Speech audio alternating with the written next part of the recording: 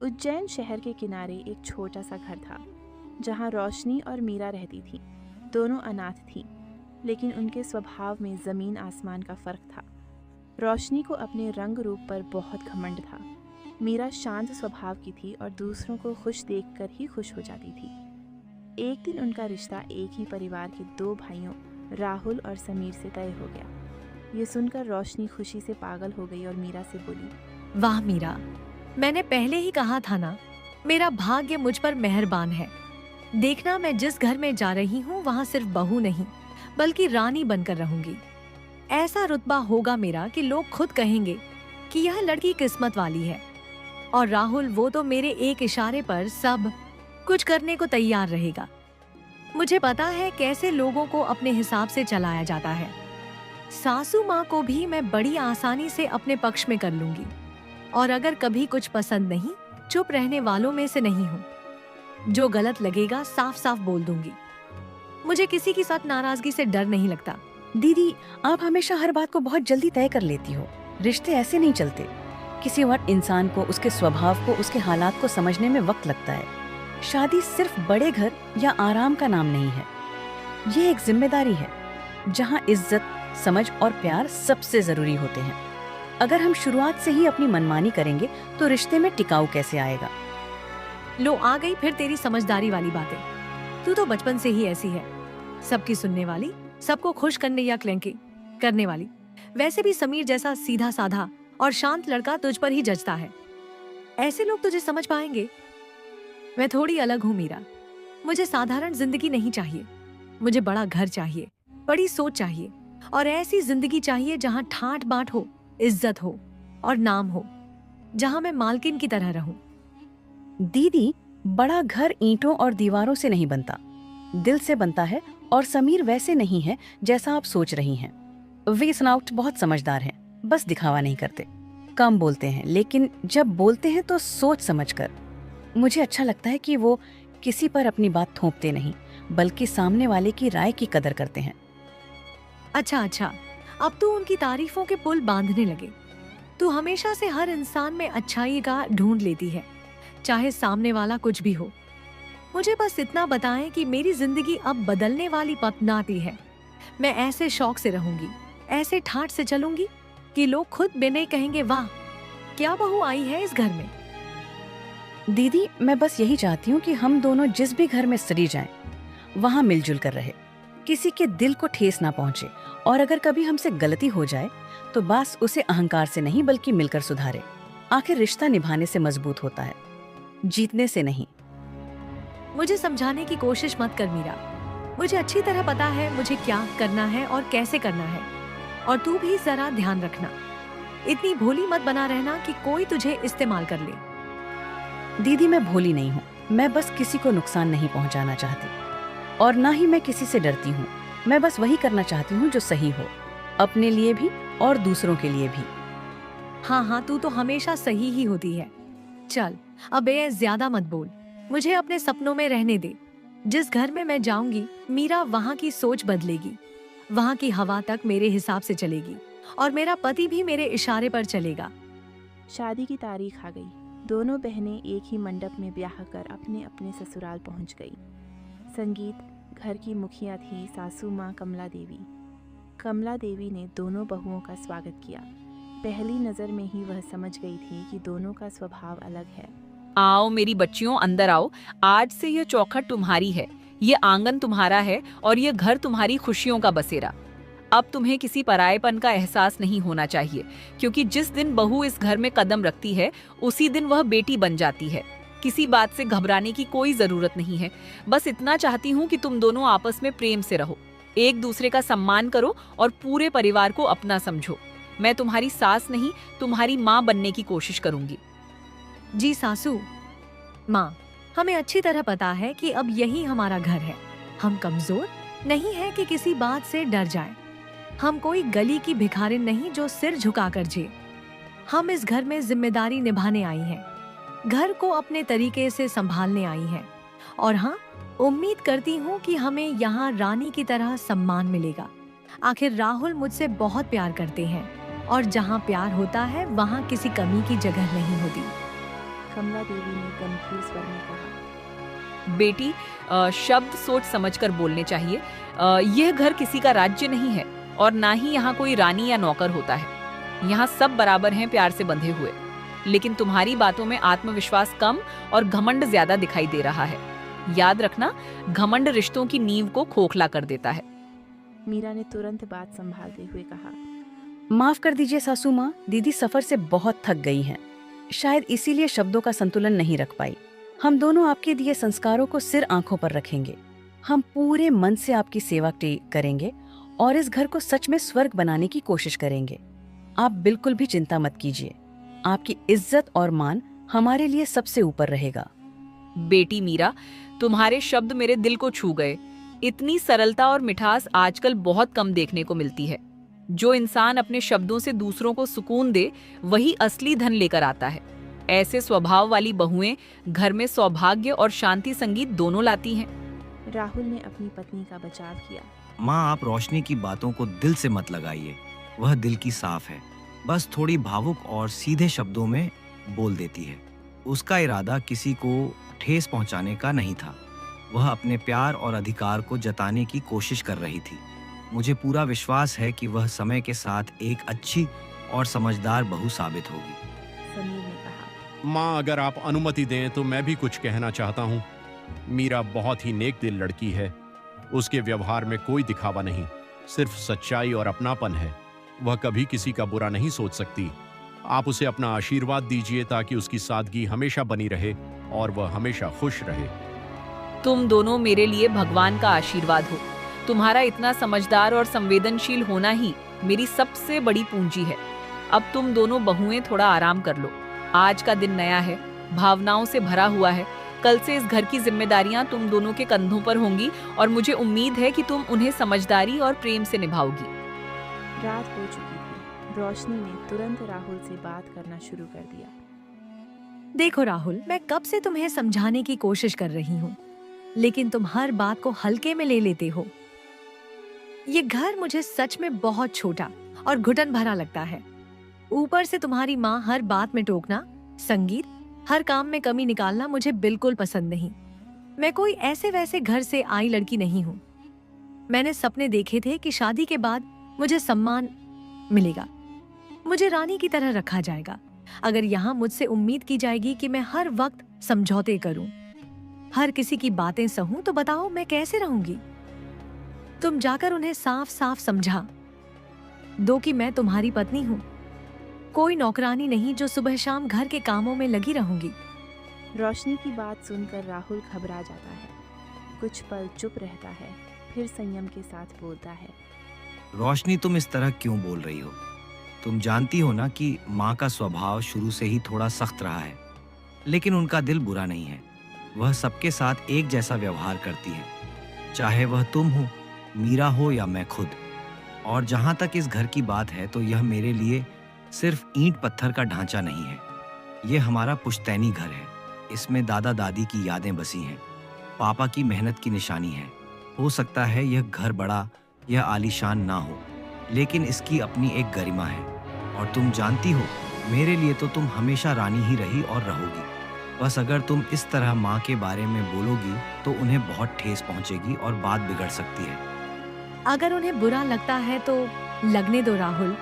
मैं अब हर किसी को खुश करने के लिए खुद को नहीं बदलने वाली। मैंने तय कर लिया है, कल से मैं घर का कोई काम नहीं करूंगी। मीरा से कह दो कि वह सारा काम संभाले।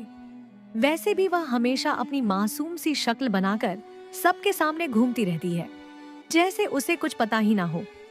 और समीर, वो तो उसी पर जान छिड़कता है, तो दोनों मिलकर आराम से यह घर चला लेंगे। मुझसे अब और त्याग की उम्मीद मत करना। रोशनी, प्लीज समझने की कोशिश करो। हर बात को इस तरह कठोर बनाना जरूरी नहीं है, ठीक है? अगर तुम्हें किसी बात से तकलीफ है तो हम बैठकर आराम से बात कर सकते हैं। मैं कोशिश करूंगा कि हालात संभल जाए और किसी को ठेस ना पहुंचे। लेकिन मेरी एक बात मान लो, सबके सामने माँ या मीरा के खिलाफ इस तरह बोलोगी तो बात हाथ से निकल जाएगी। मैं नहीं चाहता कि इस घर का माहौल और ज्यादा बिगड़े। थोड़ा धैर्य रखो, शायद वक्त के साथ सब ठीक हो जाए। उधर मीरा और समीर आपस में बात कर रहे थे। मीरा, मैं तुम्हें कब से देख रहा हूं। आज तुम कुछ ज्यादा ही शांत हो, ना हंस रही हो ना खुलकर बात कर रही हो। क्या कोई बात है जो तुम मुझसे छुपा रही हो, या फिर क्या तुम इस घर में खुद को खुश महसूस नहीं कर पा रही? नहीं समीर, ऐसी कोई बात नहीं है कि मैं खुश नहीं हूँ। ये घर, ये लोग और सबसे बढ़कर आपकी माँ, सब कुछ बहुत अच्छा है। बस मन में एक हल्का सा डर बैठा रहता है। मुझे डर है कि दीदी अपनी कड़वी या घमंडी बातों से कहीं सासू माँ का दिल ना दुखा दें। वो जी बहुत सीधी, समझदार और प्यार करने वाली है। मैं नहीं चाहती कि उनके मन में हमारे लिए कोई भी गलत भावना पैदा हो। मैं चाहती संगीत हूँ कि इस घर में हमेशा शांति बनी रहे, हम सब मिलकर रहें, एक दूसरे का सम्मान करें। इसलिए मुझे लगता है कि हमें मिलकर सासू माँ का दिल जीतना चाहिए, अपने व्यवहार से, अपने संस्कारों से और अपने प्यार से। तुम जैसी हो वैसी ही रहो, सच्ची, सरल और दिल से जुड़ी हुई। यही तुम्हारी सबसे संगीत बड़ी ताकत है। बाकी जो भी बातें होंगी, जो भी मुश्किलें आएंगी, उन्हें संभालने की जिम्मेदारी मेरी है। मैं वादा करता संगीत हूं मीरा, इस घर में किसी का दिल नहीं टूटेगा। सब कुछ धीरे धीरे ठीक हो जाएगा। अगले दिन सुबह होते ही रोशनी ने वही किया जो उसने कहा था। वो देर तक सोती रही और मीरा चुपचाप रसोई में जाकर सासू माँ की मदद करने लगी। यह सिलसिला रोज चलता रहा और घर में धीरे धीरे तनाव बढ़ने लगा। कुछ ही दिनों में कमला देवी का घर 2 हिस्सों में बंट गया। एक तरफ रोशनी का कमरा था जहाँ आराम और घमंड का राज था। दूसरी तरफ रसोई और घर के काम थे जहाँ मीरा अपनी सादगी और मेहनत से सब संभाल रही थी। एक दिन सुबह कमला देवी रसोई में आई। उन्होंने मीरा को अकेले काम करते देखा। अरे मीरा मेरी बच्ची, ये सब काम तुम अकेले क्यों कर रही हो? सुबह से देख रही हूँ तुम रसोई से बाहर ही नहीं आई। तुम्हारे हाथ भी थक गए होंगे। और रोशनी वो कहाँ है? क्या वो अब तक सो रही है? अरे बेटी, क्या उसे इस घर की जिम्मेदारियों का जरा सा भी एहसास नहीं है? ये घर सिर्फ मेरा नहीं है, अब यह तुम दोनों का भी है। मैं नहीं चाहती कि इस घर का सारा बोझ सिर्फ तुम्हारे कंधों पर आ जाए। माँ हूं मैं तुम्हारी। यह सब चुपचाप सहते हुए मैं तुम्हें नहीं देख सकती। नहीं सासू माँ, आप ऐसा मत सोचिए। दीदी रात को काफी देर तक जाग रही थी। शायद नए घर की वजह से उन्हें नींद नहीं आई होगी, इसलिए आज वह बहुत थक गई होंगी। मैंने सोचा अगर उन्हें थोड़ा आराम मिल जाए तो अच्छा रहेगा। मुझे काम करने में कोई तकलीफ नहीं है। आपने मुझे बेटी की तरह अपनाया है तो ये सब करना मेरा फर्ज बनता है। आप बस आराम से बैठ जाइए। मुझे आपकी मदद की बिल्कुल जरूरत नहीं है। मैं पूरी कोशिश करूंगी कि आपको कभी किसी बात की परेशानी ना हो। मीरा, तुम मुझसे झूठ मत बोलो बेटी। मैं माँ हूँ और माँ अपनी बेटी की आंखों में छिपा दर्द पहचान लेती है। तुम कुछ कहती नहीं हो, लेकिन तुम्हारी खामोशी बहुत कुछ कह जाती है। तुम दोनों सगी बहनें हो, फिर भी लगता है जैसे तुम्हारे बीच कोई अनकही दूरी आ गई हो। रोशनी इस घर में आने के बाद बहुत बदल गई है। पहले वो ऐसी नहीं थी। एक दिन भी उसने रसोई में कदम नहीं रखा और तुम हर बात को हंसते हंसते अपने ऊपर ले लेती हो। मुझे डर है कहीं तुम ये सब सहते सहते अंदर से टूट ना जाओ। मीरा ने मुस्कुराते हुए कहा। सासू माँ, आप दिल छोटा मत कीजिए। दीदी का स्वभाव थोड़ा अलग है। वो बचपन से ही नाजों में पली है। थोड़ी आलसी जरूर है, लेकिन उनके दिल में किसी के लिए कोई बुराई नहीं है। वो बस अपनी बातें ठीक से कह नहीं पाती। आप उनसे कुछ मत कहिए, कहीं वो गलत ना समझ ले। अगर घर में प्यार और धैर्य रहेगा तो सब कुछ अपने आप ठीक हो जाएगा। मैं चाहती हूँ कि इस घर में कभी कोई कड़वाहट ना आए। बस सब लोग मिलजुल कर खुशी से रहे। उसी समय राहुल रसोई में आया और बोला, अरे माँ और मीरा, तुम दोनों यहाँ इतनी देर से क्या बातें कर रही हो? मीरा, तुम अभी तक रसोई में ही क्यों खड़ी हो? मुझे काम के लिए देर हो रही है, बहुत काम है आज। सब कुछ छोड़ो, पहले मेरा नाश्ता जल्दी से लगाओ। तुम जानती हो ना, मुझे देरी बिल्कुल पसंद नहीं। कमला देवी ने सख्त लहजे में कहा। राहुल, आज मैं तुमसे एक सवाल पूछना चाहती हूँ और इस बार तुम मुझसे बच नहीं पाओगे। तू ही बता, तेरी पत्नी रोशनी कहाँ है? क्या वो इस घर की बहू नहीं है? क्या सिर्फ मीरा ही इस घर की जिम्मेदार है? सुबह से देख रही हूँ, रसोई, झाड़ू, पोछा, चाय, नाश्ता, हर काम अकेले मीरा कर रही है। वो कब तक सब कुछ अकेले उठाती रहेगी? घर सिर्फ एक इंसान की मेहनत से नहीं चलता। बेटा, बहू होने के नाते रोशनी की भी जिम्मेदारी बनती है। माँ, आप रोशनी को समझने की कोशिश क्यों नहीं करती? उसकी तबीयत अक्सर ठीक नहीं रहती। वो जल्दी थक जाती है, उसे आराम की जरूरत होती है। मैं नहीं चाहता कि वो खुद पर जोर डाले। आखिर वह मेरी पत्नी है और उसकी देखभाल करना मेरी जिम्मेदारी है। और जहां तक मीरा की बात है, वो तो वैसे भी दिन भर घर में ही रहती है। उसे काम करना अच्छा लगता है, तो अगर वो थोड़ा ज्यादा कर रही है तो इसमें इतनी बड़ी बात क्या है माँ? तभी रोशनी तेज कदमों से आती है। चेहरे पर गुस्सा और घमंड होता है। यहाँ आखिर चल क्या रहा है? सुबह सुबह इतना शोर, इतनी बहस, इतनी ऊंची आवाजें। क्या इस घर में मेरी शांति की कोई कीमत ही नहीं है? माँ, एक बात साफ साफ बताइए, आप हर बार मीरा की ही तरफदारी क्यों करती हैं? क्या मैं इस घर की बेटी नहीं हूँ? क्या मेरे जज्बात, मेरा सम्मान, मेरी मौजूदगी, इन सब की आपके लिए कोई अहमियत नहीं है? या फिर इस घर में अब मेरी जगह बस नाम की रह गई है? रोशनी, मैं किसी की तरफदारी नहीं करती, मैं सिर्फ सच का साथ देती हूँ। अगर तुम सच में इस घर की बेटी होती तो अपनी ही बहन को सुबह से रसोई में अकेले जूझते हुए देखकर तुम्हारा दिल चैन से अपने कमरे में आराम करने नहीं देता। बेटी रिश्ते सिर्फ अधिकार से नहीं चलते, उनके लिए जिम्मेदारी निभानी पड़ती है। संस्कार सिर्फ कपड़ों और बातों से नहीं दिखते, वो व्यवहार से झलकते हैं। तुमने अपने घमंड में कर्तव्य, रिश्ते और परिवार तीनों को पीछे छोड़ दिया है। घर सजने संवरने से नहीं, अपनों के साथ निभाने से चलता है। शर्म मुझे नहीं आपको आनी चाहिए माँ। आप हर मौके पर मेरी और राहुल की तुलना समीर और मीरा से करती रहती है। समीर तो वैसे भी राहुल जितना कमाता नहीं, और मीरा वो तो उसी के स्तर की है। साधारण, बिना किसी पहचान के, पूरी तरह एक काम वाली औरत जैसी। वो मेरी बराबरी यह तो वो सपने में भी नहीं सोच सकती। मैं जिस स्तर पर हूँ वहां तक पहुंचना उसके बस की बात नहीं। राहुल ने गुस्से में कहा। रोशनी, बस बहुत हो गया अब। तुम माँ से इस लहजे में बात नहीं कर सकती। ना ही किसी को इस तरह नीचा दिखाने का तुम्हें कोई हक है। यह घर मेरे लिए भी उतना ही सम्मान का है जितना तुम्हारे लिए होना चाहिए। अगर तुमने अभी भी अपनी जुबान पर लगाम नहीं लगाई तो मैं चुप नहीं रहूंगा। नहीं राहुल, आज मैं चुप नहीं रहूंगी। आज सबके सामने सच बोले बिना मैं एक कदम भी पीछे नहीं हटूंगी। माँ, आप ये बात अच्छी तरह समझ लीजिए। ये घर अब मेरा है। मैं यहाँ किसी समझौते के लिए नहीं आई हूँ। मैं यहाँ रानी बनकर ही रहूंगी। मीरा चाहे दिन रात काम करे, वो इस घर में हमेशा सिर्फ एक नौकरानी बनकर ही रहेगी। वो कभी मेरे बराबर नहीं हो सकती, ना आज ना कभी। समीर यह सब सुन रहा था। उसके चेहरे पर गुस्सा साफ दिख रहा था। मीरा, तुम परेशान मत हो। इस घर में हमारी मेहनत और सच्चाई किसी की जुबान से छोटी नहीं हो सकती। हम दोनों एक दूसरे का साथ निभाने आए हैं, ना कि किसी से मुकाबला करने।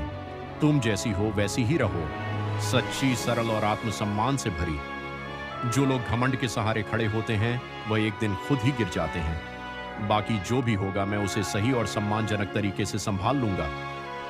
समीर बेटा, शांति रखो। यह घर तुम्हारा भी उतना ही है जितना किसी और का।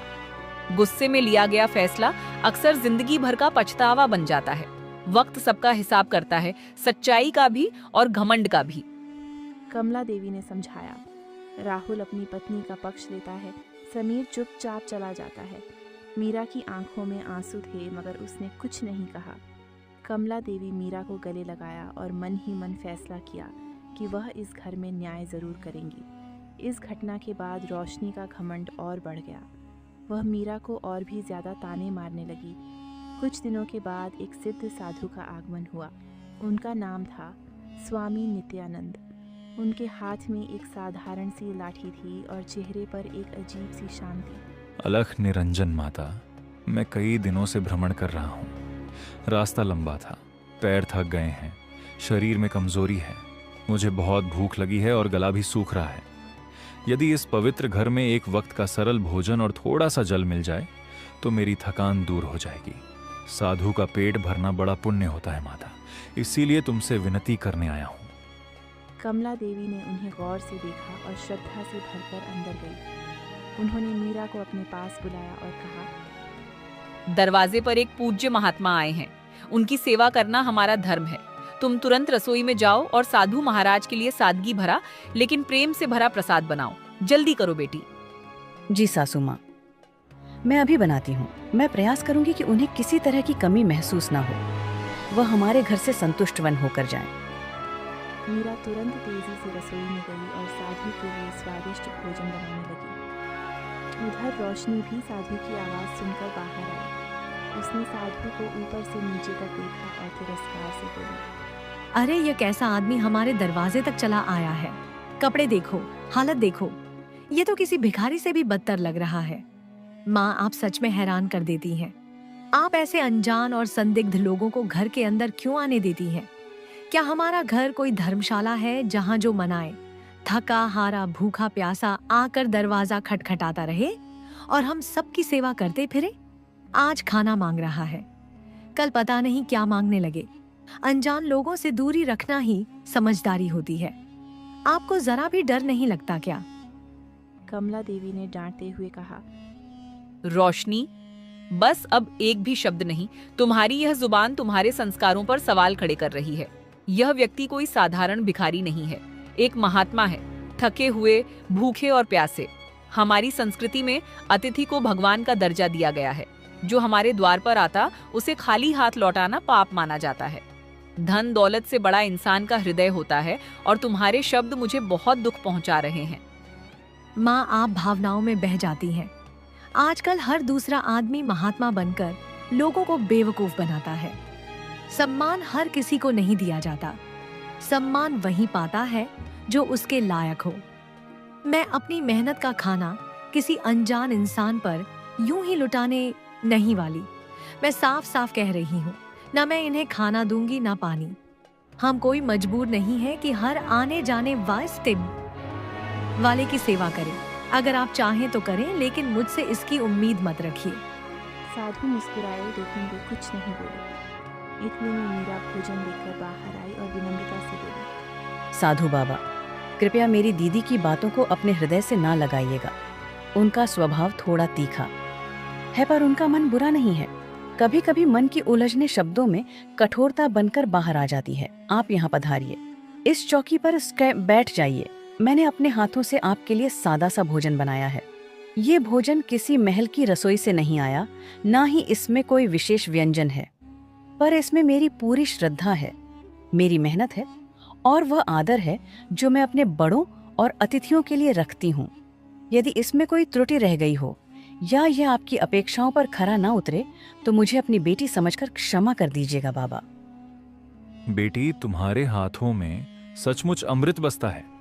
इस भोजन की सुगंध नहीं बल्कि तुम्हारे मन की पवित्रता मेरी आत्मा तक पहुंच रही है। तुम्हारी आवाज में कोई बनावट नहीं, कोई दिखावा नहीं, सिर्फ सच्चाई है, और वही सच्चाई सबसे बड़ा आहार होती है। आज तुमने मुझे भोजन से अधिक एक ऐसा सुकून दिया है जो वर्षों के तप से भी नहीं मिलता। पर बेटी, मैं यहाँ केवल भूख मिटाने नहीं आया हूँ। मैं एक ऐसी चीज की तलाश में हूँ जिसे पाना हर किसी के बस की बात नहीं। बाबा, आप जो भी कहना चाहते हैं निसंकोच होकर कहिए। ये घर भले ही छोटा हो, पर आपके लिए हमारे द्वार और हृदय दोनों खुले हैं। अगर हमारी सामर्थ्य में होगा तो हम आपकी हर इच्छा पूरी करने का प्रयास करेंगे। साधु ने कहा, मुझे इस घर की सबसे कीमती अमानत चाहिए बेटी। ना सोना, ना चांदी, ना धन दौलत, ना जमीन जायदाद। मुझे वो चाहिए जो इस घर को सांस देता है, जो इसे जोड़े रखता है, जो सब कुछ सहकर भी कभी शिकायत नहीं करता। वो चीज जो सबके सामने है फिर भी किसी की नजर में नहीं आती। रोशनी ने बीच में ही टोक दिया, ये कैसी पहेलियां बुझा रहे हैं आप बाबा? इस घर को अगर कोई चलाता है तो वो सिर्फ मैं हूँ। मेरी मर्जी के बिना यहाँ पत्ता तक नहीं हिलता, और मैं कोई वस्तु नहीं हूँ जो आप यूं मांगते फिरे। नहीं बेटी, तुम भ्रम में हो। तुम अधिकार से घर को चला सकती हो, पर त्याग से नहीं। जिस चीज की मैं बात कर रहा हूं वो सत्ता से नहीं, संवेदना से जन्म लेती है। वो चीज तुम सबके भीतर है, पर उसकी असली रोशनी सिर्फ एक ही व्यक्ति में झलकती है। साधु धीरे धीरे मीरा की ओर देखते हैं। मीरा, क्या तुम मुझे वो दे सकती हो जो तुम्हारे पास सबसे अनमोल है? वो जो सबसे अधिक है पर सबसे ज्यादा छुपा हुआ है।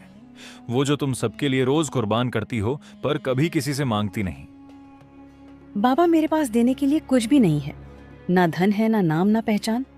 मेरे पास बस मेरी सादगी है, मेरी मेहनत है और मेरा वह मन है जो हर अपमान को चुपचाप सह लेता है। अगर यही आपको चाहिए तो मैं अपना पूरा जीवन इस घर की सेवा में अर्पित कर दूंगी। जो कुछ भी मेरे भीतर है सब आपके चरणों में समर्पित है। नहीं बेटी, मुझे तुम्हारा जीवन नहीं चाहिए।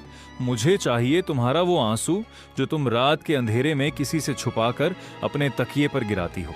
वो आंसू जिसमें तुम्हारी पीड़ा भी है, तुम्हारी सहनशीलता भी और तुम्हारी सच्चाई भी। वही आंसू इस घर की असली धरोहर है। और जिस दिन इस घर ने उस आंसू की कद्र कर ली, उस दिन यह घर सचमुच मंदिर बन जाएगा।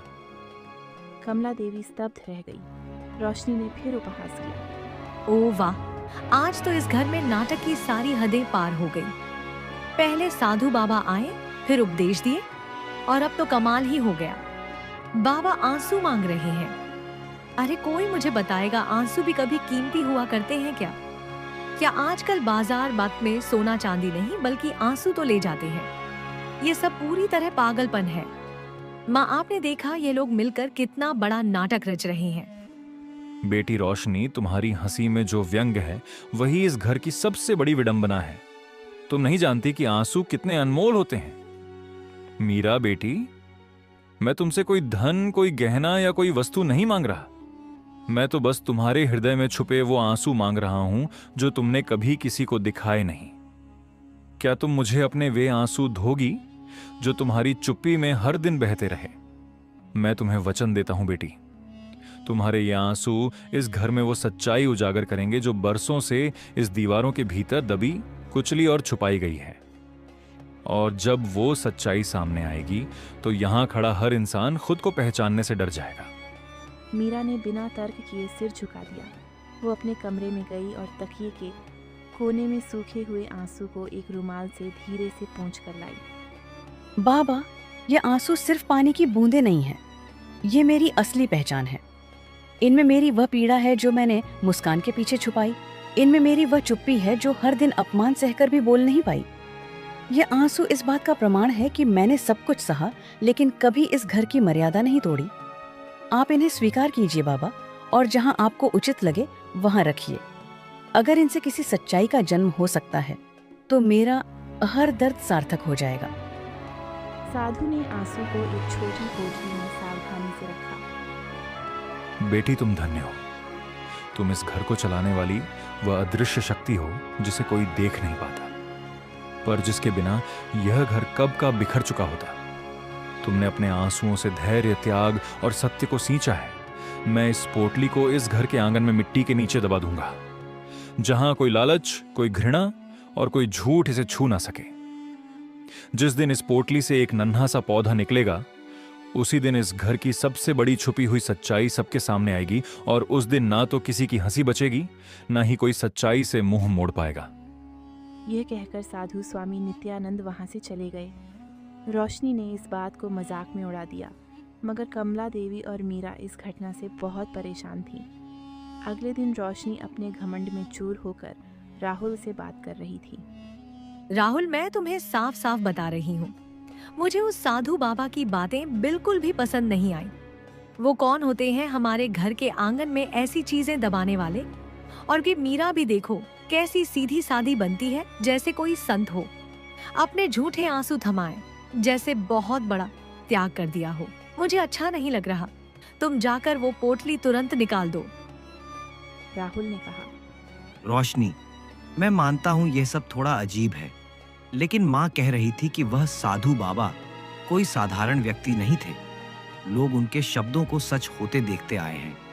माँ का कहना है कि हमें वैसा ही करना चाहिए जैसा बाबा ने कहा। शायद इसके पीछे कोई बड़ी वजह हो। राहुल, तुम भी ना हर बात पर माँ और साधु बाबा की तुम समझ क्यों नहीं रहे? मुझे इस घर में कोई डर या अनहोनी नहीं चाहिए।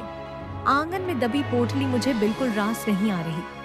सुन लो, अगर तुम नहीं निकालोगे तो कल सुबह मैं खुद उसे निकालकर बहुत दूर फेंक दूंगी। रात को रोशनी चुपके से आंगन में गई और उस जगह को खोदने लगी जहां साधु ने पोटली दबाई थी। उसने पोटली संगीत निकाली और गुस्से में उसे दूर फेंक दिया। अगले ही पल जैसे ही उसने पोटली फेंकी, एक जोरदार बिजली चमकी। घर के चारों ओर एक अजीब सी उदासी छा गई। अगले कुछ हफ्तों में राहुल का काम ठप हो गया। उसे व्यापार में भारी नुकसान हुआ और घर में दरिद्रता आने लगी। रोशनी का घमंड अब चिंता में बदल गया। राहुल, मुझे समझ नहीं आ रहा कि यह सब हमारे साथ क्यों हो रहा है। जिस घर को हमने अपने सपनों से सजाया था, आज वही घर धीरे धीरे उजड़ता जा रहा है। तुम्हारा व्यापार जिस पर पूरे परिवार का भरोसा था, वह एक झटके में डूब गया। आज हालात ऐसे हो गए हैं कि हमें रोजमर्रा के खर्चों के बाँझ लिए भी सोचना पड़ रहा है। मेरा दिल कहता है कि यह सब अचानक नहीं हुआ है। मुझे पूरा यकीन है कि उस दिन साधु बाबा का इस घर में आना और मीरा का भावुक होकर अपने आंसू देना, यही इस विनाश की शुरुआत थी। अगर मीरा उस दिन इतनी भावुक ना होती, अगर उसने बाबा की बातों में आकर अपने आंसू ना दिए होते, तो शायद आज हमारा घर इस हालत में ना होता। राहुल ने हताशा से कहा। रोशनी, अब बस करो। हर बार अपनी गलती से मुंह मोड़कर किसी और को दोष देना बंद करो। आज जो कुछ भी हमारे साथ हो रहा है, उसकी असली वजह मीरा नहीं, तुम खुद हो। क्या तुम्हें याद है, तुमने बाबा की पोटली को किस घमंड और तिरस्कार के साथ फेंक दिया था? उस समय बाबा ने साफ साफ कहा था कि उस पोटली में इस घर की सच्चाई छुपी हुई है और उस सच्चाई का अपमान करना इस घर के लिए भारी पड़ सकता है। लेकिन तुमने उनके वचनों का मजाक उड़ाया, उन्हें ढोंगी समझा और उस पोटली को नष्ट कर दिया। आज जो नुकसान हम झेल रहे हैं, वह उसी अहंकार का परिणाम है और अब उसका दंड हम सबको भुगतना पड़ रहा है। रोशनी, आज जो कुछ भी इस घर के साथ हो रहा है, उसका बीज तुम्हारे घमंड ने ही बोया था। मैंने तुम्हें कितनी बार समझाया था कि संत और महात्मा साधारण शब्द नहीं बोलते, उनकी हर बात के पीछे कोई ना कोई गहरी सच्चाई और चेतावनी छुपी होती है। लेकिन तुमने हमेशा अपनी समझ को सबसे ऊपर रखा, अपने अहंकार को सही और गलत से बड़ा मान लिया। ये छोटी सी गलती नहीं थी रोशनी, ये तुम्हारा वही अहंकार था जिसने पूरे घर की नींव हिला दी। आज यह घर संकट में है तो उसकी जिम्मेदार तुम हो। अब समय आ गया है कि तुम अपनी गलती स्वीकार करो और सच्चाई का सामना करना सीखो। एक सुबह कमला देवी आंगन में बैठी थी। तभी उन्हें एक छोटा सा पौधा उगता हुआ दिख रहा था। यह उसी जगह से निकला था जहां साधु ने पोटली दबाई थी। कमला देवी ने मीरा को बुलाया और उससे बोला, मीरा, यह कैसे हो सकता है? जिस जगह से रोशनी ने उस पोटली को अपमान के साथ फेंक दिया था, उसी जगह आज यह पौधा लहलहा रहा है। यह चमत्कार कैसे हुआ बेटी? क्या सच में साधु बाबा का वचन सच था? सासू माँ, मैं आपसे अब तक यह बात कह नहीं पाई क्योंकि मैं नहीं चाहती थी कि किसी के मन में कड़वाहट आए। जिस रात दीदी गुस्से में पोटली फेंकने गई थी, मैंने सब कुछ देख लिया था। मैं चुपचाप बिना किसी को बताए उनके पीछे पीछे चली गई थी। जब दीदी वहां से चली गई तो मैंने उस पोटली को अपने हाथों से उठाया। मेरे दिल में बस एक ही डर था, कहीं साधु बाबा का वचन झूठा ना साबित हो जाए, कहीं इस घर पर कोई अनहोनी आ जाए। मैंने उसी जगह पोटली को फिर से पूरे श्रद्धा भाव से दबा लिया। सासू माँ, मैंने भगवान से प्रार्थना की कि अगर उस साधु बाबा की बात में रत्ती भर भी सच्चाई हो तो इस घर की रक्षा करना। मैं नहीं चाहती थी कि किसी की नादानी या गुस्से की वजह से इस परिवार को कोई संकट झेलना पड़े। मीरा, तू सिर्फ इस घर की बहू नहीं है, तू तो इस घर की लक्ष्मी है। जहां औरों ने अहंकार देखा, वहां तूने श्रद्धा निभाई। जहां औरों ने अपमान किया, वहां तूने विश्वास को बचाया। आज मुझे समझ आया, घर ईंट पत्थर से नहीं, त्याग और सच्चे मन से चलता है। कमला देवी की आंखों से आंसू बहने लगते हैं। वे मीरा को गले लगा लेती हैं। उसी समय स्वामी नित्यानंद वहां आते हैं, चेहरे पर वही शांत मुस्कान। अलख निरंजन माता, सत्य चाहे जितना भी दबा दिया जाए, चाहे उस पर झूठ की कितनी ही परतें चढ़ा दी जाए, लेकिन एक दिन वो स्वयं रास्ता बना लेता है। सत्य मिटाया नहीं जा सकता, वो केवल प्रतीक्षा करता है सही समय की। बाबा, आपने कहा था कि जिस दिन यह पौधा धरती से बाहर आएगा, उस दिन इस घर के अंधेरे कोने कोने में छिपी सच्चाई सबके सामने उजागर हो जाएगी। आज वो दिन आ गया है। मेरा मन व्याकुल है बाबा, कृपा करके बताइए, आखिर इस घर की वह कौन सी सच्चाई है जिसने वर्षों से हमें चैन से जीने नहीं दिया? कमला देवी ने हाथ जोड़कर पूछा। वहां पर रोशनी और राहुल भी आ जाते हैं। सच्चाई कड़वी अवश्य होती है माता, लेकिन वही आत्मा को मुक्त करती है। सुनो, इस घर पर कोई साधारण बाधा नहीं थी, बल्कि एक पुराना श्राप था। ऐसा श्राप जो बाहर से नहीं, घर के भीतर से जन्म लेता है। जब इस घर की बहुएं एक दूसरे से ईर्ष्या करेंगी, अपने घमंड को प्रेम से बड़ा मानेंगी और त्याग को कमजोरी समझेंगी, तब यह घर चाहे कितना भी कमाए, कभी समृद्ध नहीं हो पाएगा। धन आएगा लेकिन टिकेगा नहीं, खुशियां आएंगी लेकिन ठहरेंगी नहीं। माता, मैंने मीरा से कभी साधारण आंसू नहीं मांगे थे। मैंने उससे उसकी आत्मा का दर्पण मांगा था। उसके आंसू कमजोरी के नहीं थे, वे प्रेम, धैर्य और त्याग से उपजे हुए सत्य के मोती थे। उन आंसुओं में अपने लिए नहीं, इस पूरे परिवार के लिए जीने और सहने की शक्ति थी। वही आंसू एक बीज बन गए जो इस घर को श्राप से मुक्त कर सकता था। लेकिन जब घमंड ने आंखों पर पर्दा डाल दिया, जब अहंकार ने प्रेम को अपमानित किया और रोशनी ने उस पोटली को तिरस्कार के साथ फेंक दिया, तब वो श्राप फिर जाग उठा। इसीलिए व्यापार डूबा, इसीलिए सुख छीन गया और इसी कारण इस घर की नींव हिलने लगी। पर सत्य कभी हारता नहीं माता। मीरा ने किसी से शिकायत नहीं की, किसी पर दोष नहीं डाला। उसने उसी पोटली को फिर से सच्चे मन से धरती में दबाया और अपने प्रेम, धैर्य और निस्वार्थ सेवा से उसे सींचा। आज जो पौधा तुम देख रही हो वो केवल मिट्टी से नहीं होगा, वो मीरा की आत्मा से उगा है। इस घर की सबसे कीमती वस्तु ना सोना है, ना जमीन, ना धन दौलत, बल्कि मीरा का वह सच्चा मन है जो हर अपमान के बाद भी इस घर के लिए धड़कता रहा। ये सुनकर रोशनी चौंक पड़ी, उसका घमंड टूट गया। माँ मीरा, आज मेरे अहंकार की सारी दीवारें ढह चुकी हैं। अपने घमंड में मैंने तुम्हें ही नहीं, अपने ही घर को जला दिया। मैंने प्रेम को कमजोरी समझा और त्याग का मजाक उड़ाया।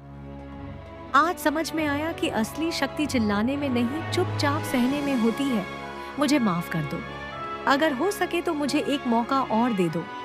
मैं सच में बदलना चाहती हूँ, सिर्फ शब्दों से नहीं, अपने कर्मों से। माँ, गलती सिर्फ रोशनी की नहीं थी। मैंने भी आंखें बंद रखी।